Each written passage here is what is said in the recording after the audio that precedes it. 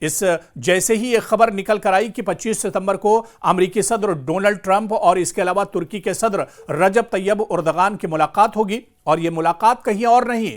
امریکہ کے سب سے مضبوط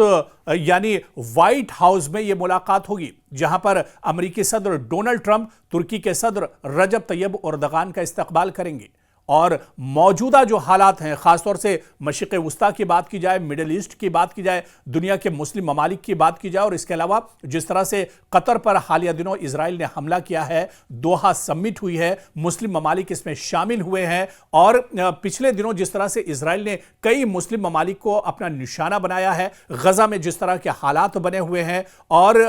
اس کے علاوہ اسرائیل اور حماس کے درمیان مذاکرات کو لے کر، جنگ بندی کو لے کر بات چیت کا دور چل رہا ہے، دوسری طرف اسرائیل غزہ میں پورے طور سے قبضہ کرنے کو لے کر اور پورے طور سے غزہ میں قبضے کو لے کر اپنی پوری کارروائی کر رہا ہے، تو ایسے میں اس ملاقات کو کافی اہم مانا جا رہا ہے۔ مشرق وسطیٰ کے مسائل پر دراصل یہ ملاقات بہت اہم ہو سکتی ہے۔